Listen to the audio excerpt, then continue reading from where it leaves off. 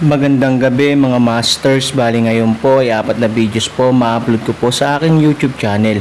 Tama nga mga masters, 4 na videos nga po ang ma-upload ko po. Yon, what's up mga masters, nandito na naman tayo sa panibagong araw, panibagong kabanata na naman ang pagsasama-samahan natin ngayon guys.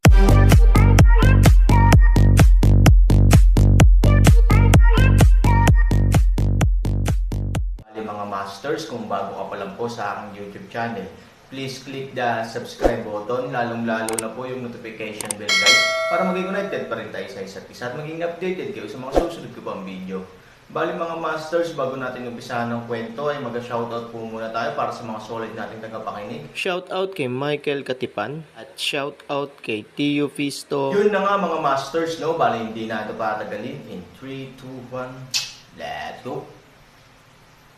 Mga master, magbabalik tayo sa pag-upload ng 4 na videos everyday simula ngayon araw. Salamat sa solid na pagsuporta mga master. Kabanata 3,336 hanggang 33,340. Aaron magaan ng ngiti, tulad ng isang eksena para sa kanya, ngunit isang maliit na bagay, Nangang Bolang kung maaaring makita Xuan Yuan World War, ito ay talagang maaaring hayaan ang isang tao shock. Maaari akong bumalik para magpahinga at tulungan kang mahanap ang especially iya bukas. Sabi ni Aaron. Nakaharap sa likuran ng Aaron na paalis, si Nangang Bolang, na halos ang unang tao sa mundo, ay yumuko upang paalisan siya. Kung nakita ng kanyang mga puppet ang eksenang ito, magugulat sila. Bumalik ang Aaron sa lugar kung saan nakatira si Bruce Lee. Siya at ang babae ay nagtatago pa rin sa basement.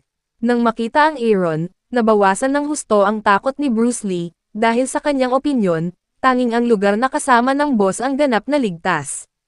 At nawala na ang putok ng baril, ibig sabihin, naging stabilized na ang sitwasyon sa isla. Boss, ayos na ba? Kinakabahang tanong ni Bruce Lee. Okay lang, pwede ka nang bumalik sa kwarto mo at magpahinga. Sabi ni Aaron. Napabuntong hininga si Bruce Lee. Para sa kanya na nakaranas lang ng away sa kalye, sa TV lang siya nakakita ng ganitong level ng firepower fight. Kahit na nakakatuwang panoorin sa TV, mahirap ilarawan ang takot na totoong nangyayari sa paligid mo. Boss, hindi mo ba kayang lutesin? Nakangiting tanong ni Bruce Lee. Nanlilisik si Aaron at sinabing, paano ako magiging napakalakas? Hindi mo pa nakikita ang mga bantay sa isla ng Nangang Bolang. Hindi mo ba kayang lutesin ang maliit na problemang ito? Tanging si Nangang Bolang lang ang nakakaalam ng tunay na pagkatao ni Aaron. Sa kasalukuyan, ang Aaron ay maaari lamang ipaalam kay Nangang Bolang. Siya ay isang maingat na tao at hindi kailanman ibubunyag ang impormasyong ito. Ngunit si Bruce Lee ay hindi pareho. Ang batang ito ay hindi nanalo ng 100% na tiwala ng Aaron, at sa kanyang kaisipan, alam niya ang tungkol sa bagay na ito. Kung hindi niya sinasadyang madulas ang kanyang dila, ito ay magiging isang malaking problema para sa Aaron. Si Bruce Lee ay walang labis na pagdududa. Kung tutusin, nakita niya mismo ang mga gwardya. Isa-isa silang tunay na baril. Walang ganap na kalabuan. Boss, babalik muna ako para magpahinga. Bahagyang ngumiti si Bruce Lee. Nalaman ng Aaron na hindi payag ang babae. Sa tansya niya, nagpunta siya sa isla para sa kapakanan ni Nangang Bolang. Ngunit hindi niya inaasahan na maitanim siya sa mga kamay ni Bruce Lee, kaya dapat ay nagdadalawang isip siya. Ngayon, siya lang ang makakapagligtas ng buhay mo. Kung hindi mo siya paglangkuran ng masaya, kailangan mong maghintay dito para mamatay. Sabi ni Aaron sa babae. Halatang ipinakita ng babae ang kanyang sama ng loob. Bagamat alam niyang si Han Sanchen ay isang kilalang bisita ng Nangang Bolang, hindi niya alam ang kakayahan ni Han Sanchen. Bukod dito, sa kanyang mga mata, si Han Sanchen ay isang maliit na bata, na kwalipikadong magturo sa kanya. Sa tingin mo ba ay kapaki-pakinabang na takutin ako? Mahinahong sinabi ng babae kay Aaron. Ipinahayag din ni Bruce Lee ang kanyang pagkalito at tinanong si Aaron, Boss, anong ibig mong sabihin bakit kailangan niyang maghintay dito para mamatay? Paliwanag ni Han Sanchen, mga taong nasa posisyon ni Nangang Bolang, hindi mo akalain na ang babaeng pinaglaruan mo ay magkaka-interes pa rito. Mga taong walang halaga, kamatayan ang pinakamagandang pag-aari. Sa tingin mo ba kailangan pa ni Nangang Bolang na tustusan siya? Ang pangungusap na ito ay nagpatalon sa mga mata ni Bruce Lee, at nagbago ang mukha ng babae. Ngunit wala itong kinalaman sa Aaron. Pagkatapos nito, umalis si Aaron sa basement. Kung paano siya pumili, ito ay kanyang sariling negosyo. Kinabukasan, madaling araw pa lang, bumangon si Aaron. Naglalakad ng maluwag sa lugar kung saan nakikipaglaban ang firepower kagabi, ang larangan ng digmaan ay inayos sa magdamag, na parang walang nangyari. Tila napakadaling linisin ni Nangang Bolang ang mga labi ng ganitong bagay. Naglalakad-lakad si Han Sanchen sa isla ng hindi pinipigilan ng sinuman, dahil inutusan ni Nangang Bolang na maaaring maglakad-lakad si Han Sanchen kahit saan sa isla, at walang makakapidyo sa kanya. Ang Aaron ay talagang ang unang tao na nakakuha ng ganoong kalaking autoridad. Maging ang pamilya Nangang ay hindi kwalipikadong pumunta saan man nila gusto. Nang naglalakad si Aaron sa dalampasigan, napatigil siya sa boses ng isang babae. "Sino ka?" May malinaw na pagtatanong sa boses. Nang lumingon si Aaron, isang batang babae, na nakasuot ng bikini at isang puting gauze na damit, ay nagbibigay sa mga tao ng malabong pakiramdam. Matangkad, halos may perpektong figure ng isang babae, ngunit pagkatapos tingnan ni Aaron, wala siyang gaanong interes, kaya tumalikod siya at nagpatuloy sa paglalakad. Nang makita ng dalaga si Aaron na hindi siya pinansin, biglang nagpakita ng galit ang kanyang noo. Maituturing pa ba ng batang ito ang lugar na ito bilang kanyang hardin sa likod? "Saan mo gustong pumunta?" The girl trotted forward and directly blocked Aaron. "I'm talking to you. Bingi ka ba?" sabi nung babae. Bahagyang ikiling ni Han Sanchen ang kanyang ulo, sadyang nagpakita ng naguguluhan na ekspresyon sa kanyang mukha, at pagkatapos ay itinuro ang kanyang mga tainga gamit ang kanyang mga daliri, na nagpapakita ng kawalan. Natigilan ang dalaga at nasabi sa sarili, "Bingi ba talaga to?" Ang Aaron ay gumagawa ng random na galaw gamit ang kanyang mga kamay. Hindi man siya nakakaintindi ng sign language, halatang hindi rin ito naiintindihan ng kabilang partido. 2 taong walang alam ang bumubuo ng isang malinaw na hadlang sa komunikasyon. Tumingin ang babae sa mga kamay ni Aaron na nasilaw, halos mahilo, at mabilis na kumaway sa Aaron para huminto. Sa oras na ito, nakalimutan niyang lumingon si Aaron nang tumawag siya sa Aaron kanina lang. Kung hindi niya marinig, paano niya iikot ang ulo dahil sa boses nito, "Here." Inihambing ng batang babae ang kanyang mga paa, pagkatapos ay itinuro ang Aaron, at iwinagayway ang kanyang kamay, na para bang ipinapahayag na hindi ito kung saan dapat pumunta ang Aaron. Tumanggaw si Han Sanchen, at pagkatapos ay nagpatuloy sa pag-alis. Ang batang babae ay sabik na hinawakan niya. Ang kamay ni Aaron hindi mahalaga kung naririnig siya ni Aaron o hindi, sinabi niya sa kanyang pinakamalakas na boses, "Bilisan mo. Hindi ka makakapunta dito. Kung hindi, hindi ka marunong mamatay." Muling itinuro ni Han Sanchen ang kanyang tenga at sinenyasan ang dalaga na hindi niya marinig. Pagkatapos ay itinapon niya ang kanyang kamay at akmang aalis na. Mabilis na inabot ng dalaga ang kanyang kamay, muli, handang hawakan ang balikat ni Aaron na bahagyang nasa gilid ng katawan, hayaan ang batang babae na pumipitik ng isang walang laman, hayaan din siyang mawala ang sentro ng grabidad ng katawan sa parehong oras. Ang batang babae ay sumigaw at sumugod ng 3,000 lumingon sandali. Nang makita niyang nahuhulog na ang babae patungo sa kanyang kinatatayuan, ay umiwas ang babae sa katawan ni Aaron dahil may isang tiyak na agwat sa pagitan nila. Nang hindi namamalayan si Aaron upang tumulong, isang nakakahiyang eksena ang nangyari. Ang Aaron ay direkta sa mukha, laban sa dibdib ng batang babae. Aaron puso biglang tumalon sa labas ng 2 salita, "Nakahiga labangan." Mukhang hindi alam ng dalaga ang sitwasyong ito. Sa halip, hinawakan niya ang balikat ni Aaron na may pagmamalaki at sinabing, "Gusto mo pa bang tumakbo?" Aaron ilang paghinga ay hindi makinis, subconsciously inilipat ang kanyang ilong. Sa oras na ito, napansin ng dalaga na may banyagang katawan sa kanyang dibdib. Nang makita niya ng malinaw ang sitwasyon, muli siyang sumigaw, at pagkatapos ay umatras. "Ikaw," galit na galit ang dalaga na tinuro niya ang Aaron. Aaron kamay na walang magawa, sinabi na ang sitwasyon ay walang kinalaman sa kanya. Ngunit pakiramdam ng mga batang babae na sinamantala ng Aaron ang kanilang sarili. Sa sobrang galit nila ay itinaas nila ang kanilang mga kamay sa Aaron at tila handa na siyang sampelan sa mukha.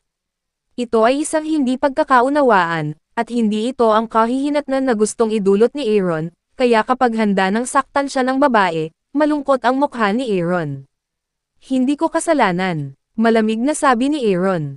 Girling para sa isang habang, ang taong ito ay maaaring makipag-usap, lamang ay upang lokohin siya. Lalo siyang nagagalit dito. Itinaas niya ang kanyang kamay at diretsyong bumagsak sa mukha ni Aaron. 3,000 kamay, hinawakan ang palso ng batang babae, sinabi, ikaw ay pamilya Nangang.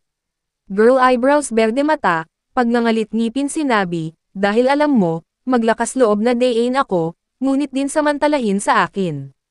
Ngumisi si Aaron at sinabing, pasensya na, hindi ako interesado sa iyo at ayokong pagsamantalahan ka. Pero bago mo ako matalo, mas mabuting tanungin mo si Nangang Bolang kung qualified ka. Nang marinig ito ng dalaga ay natawa siya. Kilala mo ba kung sino si Nangang Bolang? Sabi nung babae, ang iyong ama. Nahulaan ni Han Sanchen na posible ito para sa kanyang edad. Kung tutuusin, kung manika lang siya, hinding-hindi siya magiging malaya na pumunta sa ganoong lugar. Gayunpaman, kahit na sila ay ama na anak na babae, ang babaeng ito ay hindi lihay timon ni Nangang Bolang. Matalino ka. Sa tingin mo pa ba kapag natalo kita, kailangan kong mag-apply sa tatay ko?